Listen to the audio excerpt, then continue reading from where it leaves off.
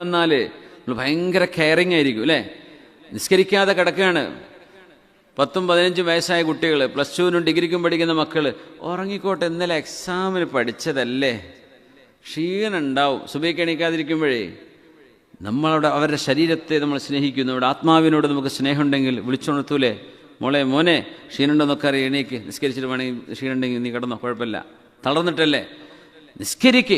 അവിടെ മാത്രം നമ്മൾ എന്തിനു സെന്റിമെന്റ് കാണിക്കുക? നിസ്കാരത്തിന്റെ വിഷയത്തിൽ അവിടെ എത്തുമ്പോൾ അത് കുട്ടിക്ക് ഓൾക്കണ ബോധ്യമായിട്ടില്ല, ഓൾക്കണ ബോധ്യമാകുമ്പോൾ നിസ്കരിച്ചോട്ടെ. ഇങ്ങനെ പറയുന്നവരുണ്ട്. എത്ര ഗൗരവമാണത്. ഹിജാബ് ധരിക്കണില്ല, അവര് ഹിജാബ് ധരിക്കാതെ നടക്കുന്ന പെൺകുട്ടിയെ എന്തേ മക്കളോട്, എനിക്കത് പറയുന്നത് ഇഷ്ടമല്ല, ഇപ്പോഴത്തെ കുട്ടികളല്ലേ, അവരോട് നിർബന്ധിച്ചാൽ അവർക്ക് ഇഷ്ടപ്പെടൂലല്ലോ, എന്നിട്ട് ഓൾക്ക് എന്നാ ബോധ്യപ്പെടണം അന്നോള് ചെയ്തോളും. ഇതല്ല അതിൻ്റെ മറുപടി. ഒരു കുട്ടി റോഡ് മുറിച്ചടക്കുമ്പോൾ ഓടുകയാണ്, നിങ്ങളെ കൈ കൊതറിയിട്ട്, ഓടിക്കോട്ടെ കുട്ടിയല്ലേ എന്ന് പറയുമോ നിങ്ങൾ? അല്ല, കൈ പിടിച്ചു വെക്കുമോ? ഓന് ബോധം ഉണ്ടാകുമ്പോൾ നിന്നോളൂ, അപ്പോഴേ കാറ് തട്ടി കഥ തീരൂലേ. ഓന് ബോധം ഉണ്ടാകുമ്പോൾ ഓടാതിരുന്നോട്ടെ, റോഡ് മുറിച്ച് സീബ്ര ലൈനിൽ ഗ്രീൻ സിഗ്നൽ മാത്രം കാണുമ്പോൾ മുറിച്ച് കടന്നോളൂ, ഇപ്പൊ കുട്ടിയല്ലേ ഓടിക്കോട്ടെ, അങ്ങനെ പറയാറുണ്ടോ നമ്മൾ? എന്തുകൊണ്ട്? അതിൻ്റെ കോൺസിക്വൻസ് ഡേഞ്ചറാണ് എന്ന് നമുക്കറിയാം. അങ്ങനെ വിട്ടുക എന്നതുപോലെ ഇത് ചെറുപ്പത്തിൽ തർബിയത്ത് കൊടുത്തുകൊണ്ട് ഉണ്ടാക്കേണ്ട ഒരു സ്വഭാവമാണ്. ആ തർബിയത്ത് കൊടുക്കാതെ വിട്ടാൽ പിന്നെ പിടിച്ചാൽ കിട്ടൂല.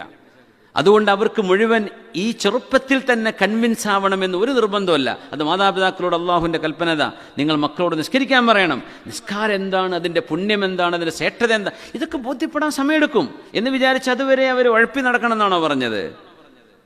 ജീവിതത്തിൻ്റെ മറ്റെല്ലാ കാര്യങ്ങളും നമ്മൾ മക്കളെ പഠിപ്പിക്കുന്നില്ലേ? ചെറിയ മക്കളെ കൊണ്ട് ഹോംവർക്ക് ചെയ്യിപ്പിക്കുന്നില്ലേ? ചെറിയ മക്കൾക്ക് എടുത്ത പൊങ്ങാത്തത്ര ബുക്കുമായിട്ട് ഒരു സ്കൂളിൽ പോകുന്നില്ലേ? അവൻ കുട്ടിയല്ലേ, ഇപ്പോൾ ബോധമൊക്കെ ഉണ്ടായിട്ട് ഓൻ തന്നെ അങ്ങ് പഠിച്ചോളും പറയാറുണ്ടോ? കൂടെ ഇരുന്ന് ഹോംവർക്ക് ചെയ്തു കൊടുക്കുന്നില്ലേ? ആ കുട്ടിക്ക് കൺവിൻസ് ആയിട്ടാണോ നിങ്ങളത് പറഞ്ഞു കൊടുക്കുന്നത്? എന്തുകൊണ്ട് ഇവൻ ഇപ്പം ABCD പഠിച്ചാലേ വലുപ്പത്തിൽ ഡിഗ്രി എഴുതാൻ പറ്റുള്ളൂ എന്ന പോലെ ഇപ്പം നിസ്കാരം പഠിപ്പിച്ചാലേ അവർ ഏത് ഹോസ്റ്റലിലും ഏത് ക്യാമ്പസിലും പോയി നിന്നാൽ അള്ളാനെ പിടിച്ച് ജീവിക്കുള്ളൂ. അതുകൊണ്ട് ഓൽക്ക് ബോധ്യപ്പെടട്ടെ എന്ന് പറയലല്ല അവരുടെ യുക്തി.